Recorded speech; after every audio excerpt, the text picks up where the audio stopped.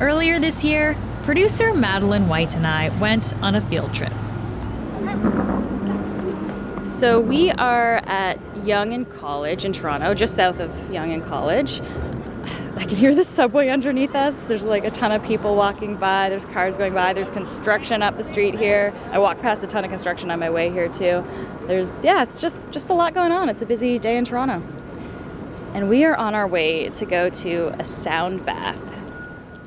Sound baths aren't new, but they have been gaining popularity recently as a wellness treatment. In large part because people are talking about how sound baths help them unlock new levels of relaxation. And what is your mood right now? Like if you were to put your relaxation on a scale of 1 to 10, how relaxed do you feel right now here on Yonge Street in Toronto? I don't think I'm ever relaxed walking down Yonge Street in Toronto. I think most people, right? You're looking all over. There's stuff going on. You're like trying not to step on things. You're trying to swerve people and cars, and just look out for what's happening around you. So, I forget, was 10 the most relaxed, and 1 is the least relaxed? I don't know. I'm probably at like a 4, I guess. Not like super stressed, but not relaxed. Alert. Yeah, that's a good way to put it. After a short walk through Toronto's downtown, we arrive at a sound bath studio called Energy with Julie. It's tucked into the basement of one of the city's old Victorian row houses. Where's the gate? Maybe here?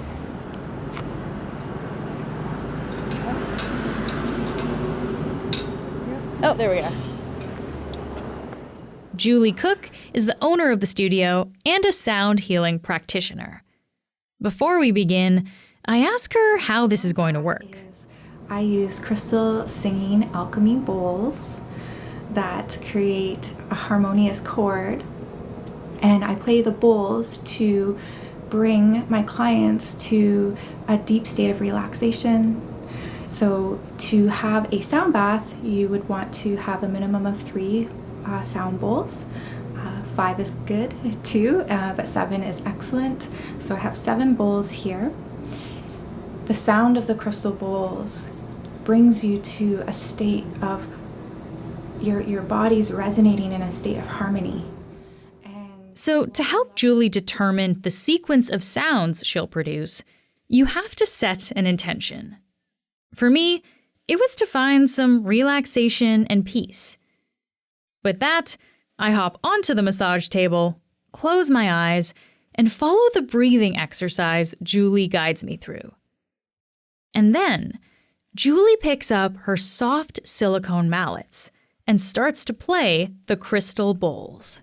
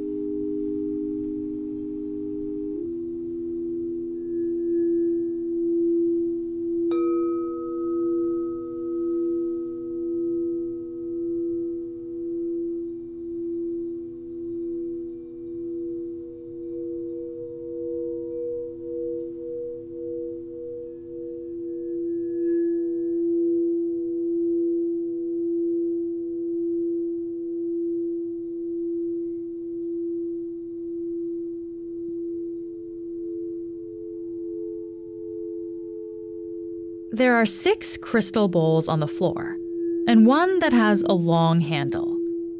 As Julie plays, sometimes the bigger bowls reverberate. She stands up and uses the bowl with a handle to direct sound more precisely into my body. And when I say into my body, I mean I could feel the waves of the sound bath washing over me. It felt like it was coming from every direction at once.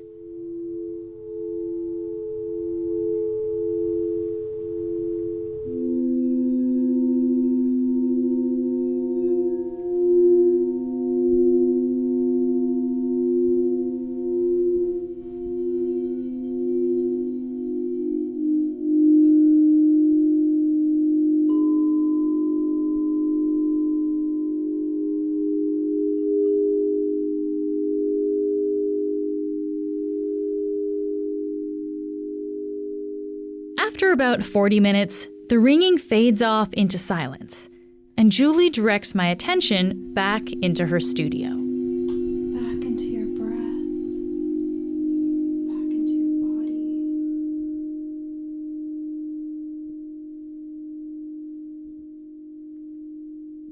I'm going to ground in this energy.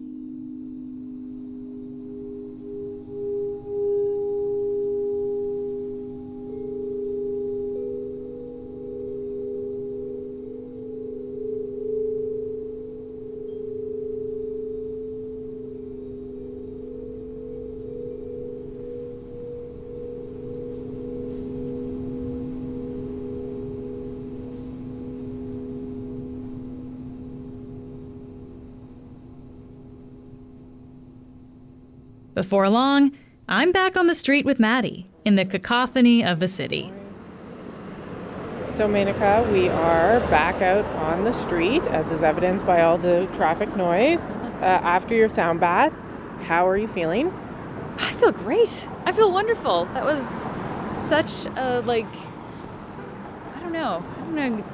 I don't have words to describe it. I'm feeling very zenned out, I guess, is the way to put it. It was relaxing, it was calming, it was really wonderful. So before I made you rate your relaxation level on Yonge Street, we're now on Church Street, so we're one street over, but you've had a sound bath in between. So on a scale of 1 to 10, 1 being I'm so stressed out, 10 being I'm super duper chill, you were a 4 before. Yeah. What are you now? Yeah, I'm like an 8 or a 9 right now. I'm feeling great. Yeah, this is great. After the bath, I understood the appeal of this treatment. But what actually happened to my body during that hour? And is there any scientific research to back up the claims that people make around the healing powers of sound baths? To answer these questions, I'm talking to 2 guests today. Dave McGinn is a reporter at The Globe who looked into the hype around sound baths. And later, Dr. Heidi Ahonen, a professor of music therapy at Wilfrid Laurier University, explains the science between sound, our bodies, and our well-being. I'm Menaka Raman-Wilms, and this is The Decibel from The Globe and Mail.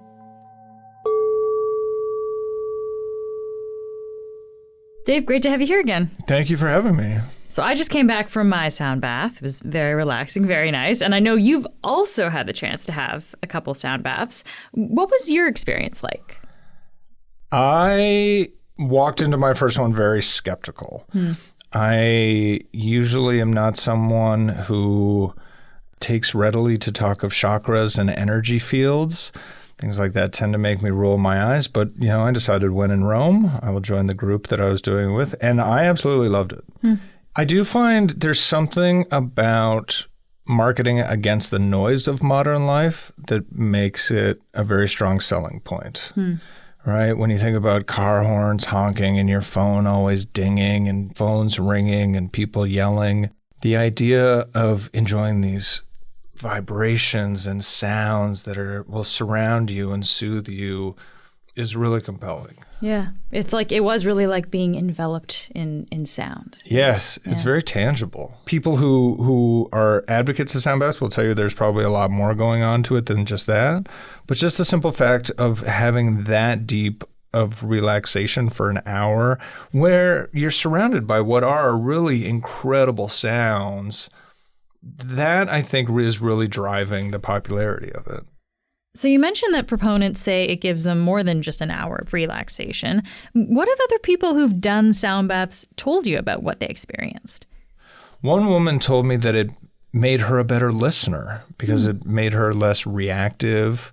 People have talked about how it reduces their anxiety, it reduces their stress, it helps them sleep better, it helps them feel more sense of focus throughout the day. So all kinds of different people from all kinds of different walks of life talking about what's ultimately a pretty wide range of benefits to the whole thing. And how long do those benefits tend to last for people? Some people, by the next day, maybe you're mostly back to square one. Maybe it lasts a little bit longer. I think everyone's experience of it is very subjective. I certainly know in my, albeit very brief experience with it, by the next day, it's a kind of max 24 to 48 hours. And what kind of price point are we talking about here? My Toronto sound bath was an hour long and just under $100, which is a little pricey. I have been told you can find them for $40, $50. It's a decent chunk of change for sure. I've also seen that there's a bunch of sound bath videos online, right? Could someone just do it for free over the internet? You just kind of play the sounds there and sit in your own room and zen out? There are a lot of sound bath videos online, and they will give you a pretty strong sense of what you're going to be experiencing. But the drawback of online videos is that they don't convey the vibrations that you're going to experience when you're actually in the room having a sound bath.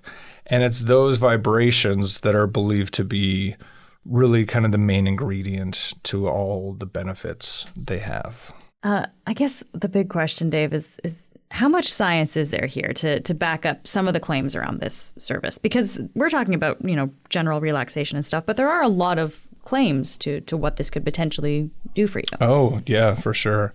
Right now, there is not a lot of science. There have been a few studies. Most of those studies are based on self-reports. So people afterwards saying, do you feel less stressed? Yes, I do. Do you feel as if this has lowered your heart rate? Yes, I do. So I think there's still a very strong desire to want to apply greater scientific rigor to it.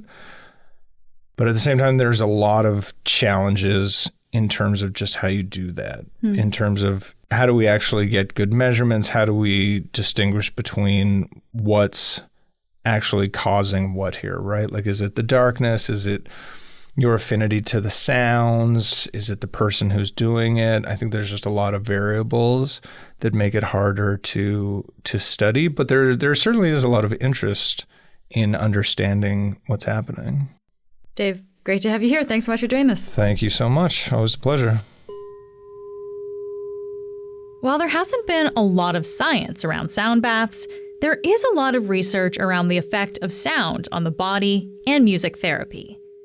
So after the break, I'll talk to Dr. Heidi Ahonen, a professor of music therapy at Wilfrid Laurier University and a low-frequency sound expert.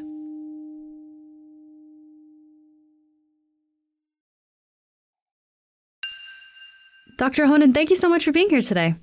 Thank you for inviting me. So I did have a chance to actually do a sound bath. And when I was lying there listening to the crystal bowls, I was hearing the sound waves, I guess, kind of wash over me. Can we just do kind of a quick biology lesson here, if you will? What actually happens to our bodies when sound waves hit our ears?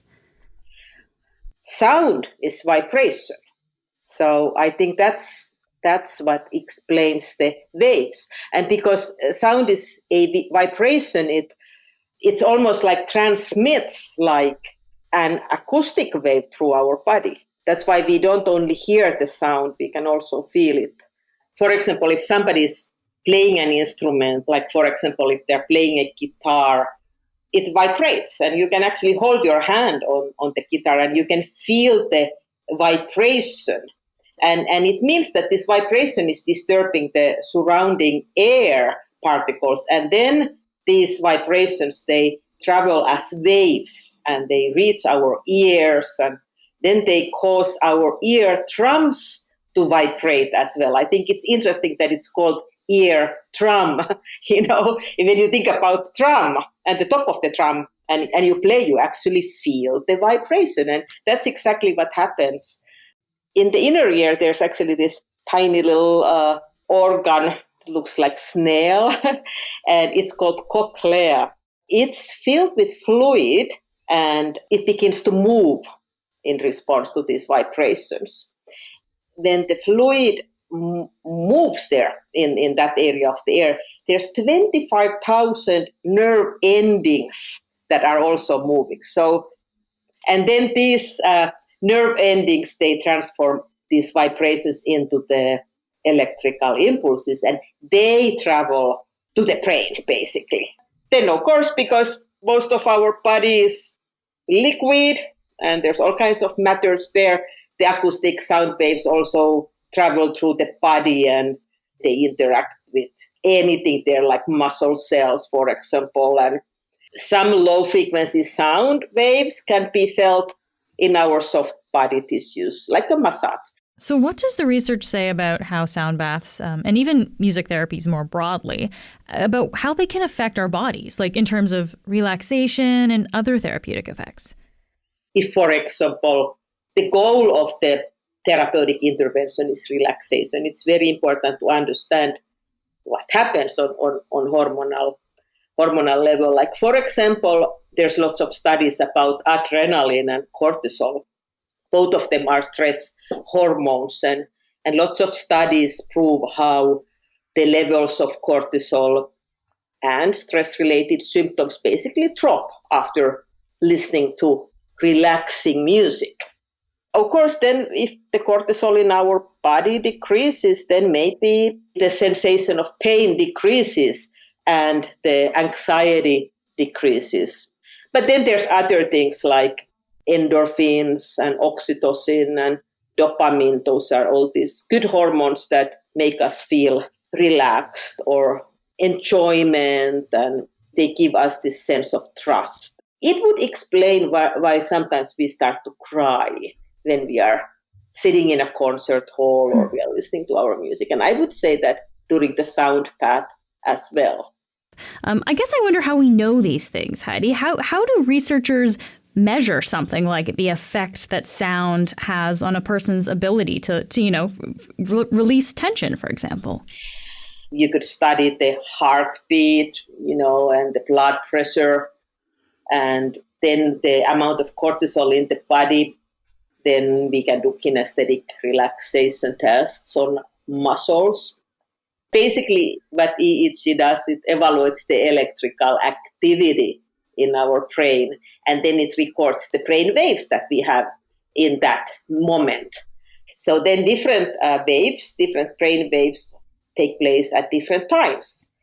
And it's always totally based on what we are doing and how we are feeling. So this is an excellent way to measure how relaxed I am.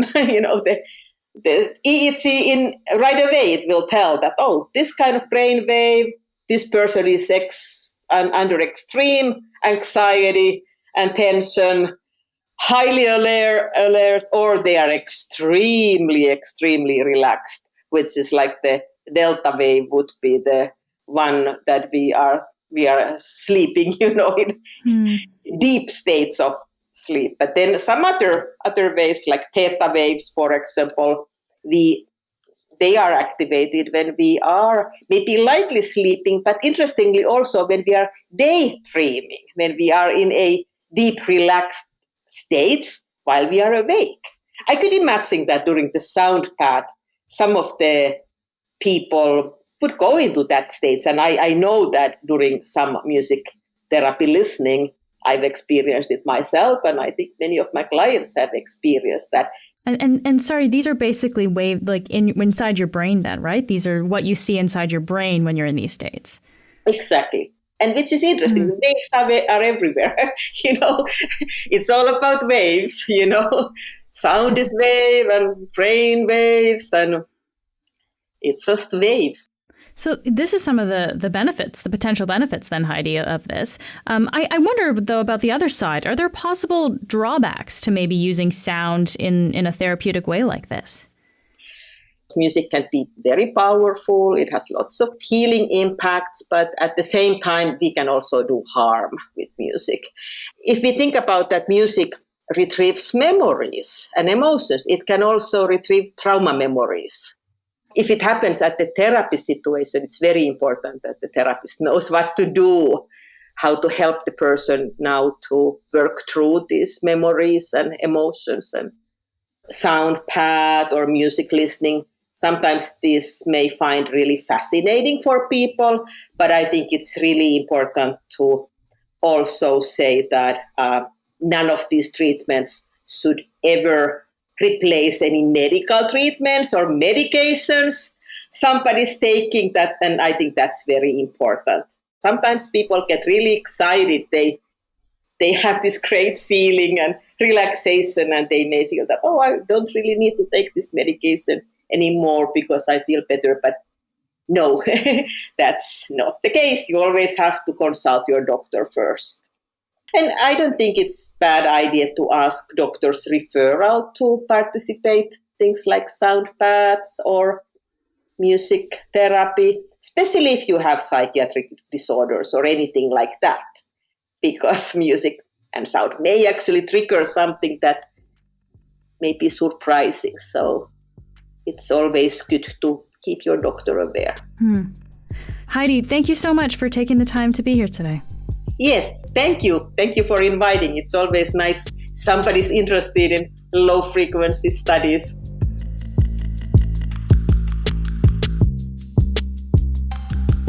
That's it for today. I'm Menaka Raman-Wilms. Our producers are Madeline White, Michal Stein, and Allie Graham. David Crosby edits the show. Adrian Chung is our senior producer, and Matt Frainer is our managing editor. Thanks so much for listening, and I'll talk to you tomorrow.